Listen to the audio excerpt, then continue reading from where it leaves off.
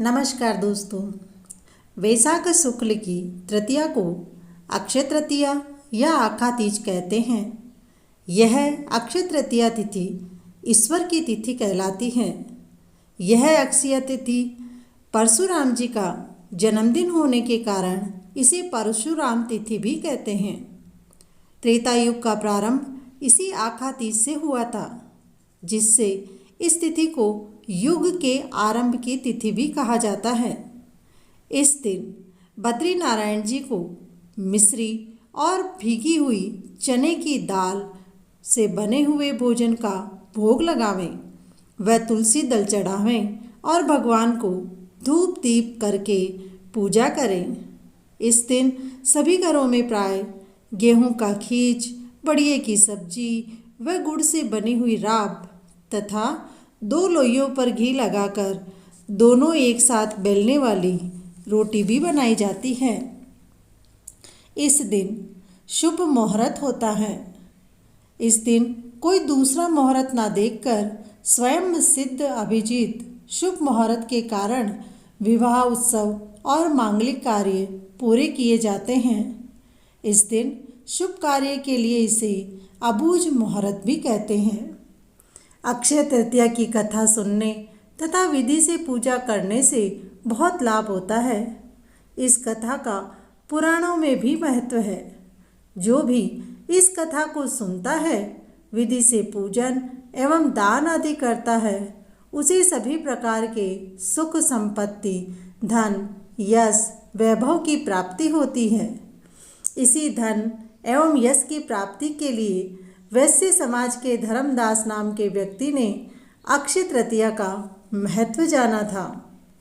बहुत पुरानी बात है। धर्मदास अपने परिवार के साथ एक छोटे से गांव में रहता था। वह बहुत ही गरीब था। वह हमेशा अपने परिवार के भरण पोषण के लिए चिंतित रहता था। धर्मदास बहुत धार्मिक व्यक्ति था।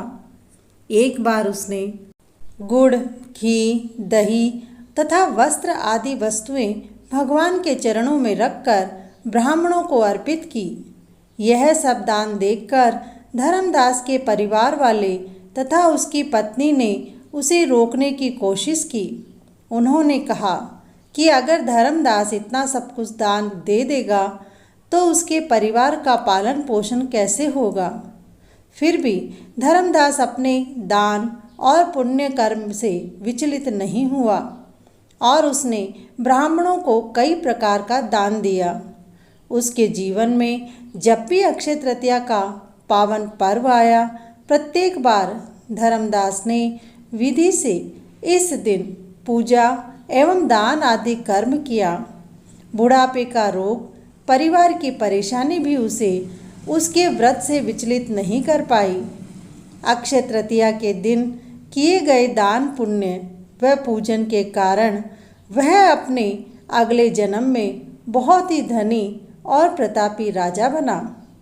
वह इतना धनी और प्रतापी राजा था कि त्रिदेव तक उसके दरबार में अक्षय तृतीया के दिन ब्राह्मण का वेश धारण करके उसके महायज्ञ में शामिल होते थे। उनके राज्य में सभी प्रकार का सुख, धन, सोना, हीरे जवाहरात, संपत्ति की किसी प्रकार की कोई कमी नहीं थी। उनके राज्य में प्रजा बहुत सुखी थी। अक्षय तृतीया के पुण्य प्रभाव से राजा को वैभव एवं यश की प्राप्ति हुई, लेकिन वे कभी लालच के वश में नहीं हुए और अपने सत्कर्म के मार्ग से विचलित नहीं हुए। उन्हें उनके अक्षय तृतीया का पुण्य सदा मिलता ही रहा। अपनी श्रद्धा और भक्ति का उसे कभी घमंड नहीं हुआ। वह प्रतापी राजा महान और वैभवशाली होने के बावजूद भी धर्म मार्ग से कभी विचलित नहीं हुआ। माना जाता है कि यही राजा आगे के जन्मों में भारत के प्रसिद्ध सम्राट चंद्रगुप्त के रूप में पैदा हुए थे। जैसे भगवान ने धर्मदास पर अपनी कृपा की, वैसे ही जो भी व्यक्ति इस अक्षय तृतीया की कथा का महत्व सुनता है और विधि विधान से पूजा एवं दान आदि करता है, उसे अक्षय पुण्य एवं यश की प्राप्ति होती है। अक्षय तृतीया के दिन चारों धामों में से सबसे उल्लेखनीय धाम भगवान श्री बद्री नारायण जी के पट खुल जाते हैं। दर्शनार्थी वहाँ दर्शन के लिए आते हैं।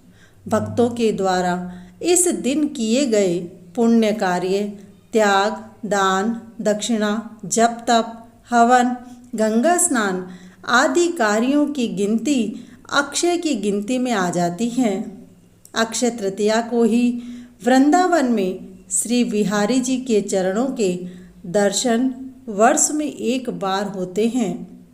देश के कोने कोने से श्रद्धालु भक्तजन चरण दर्शन के लिए वृंदावन आते हैं। बोलिए भगवान बद्री नारायण की जय।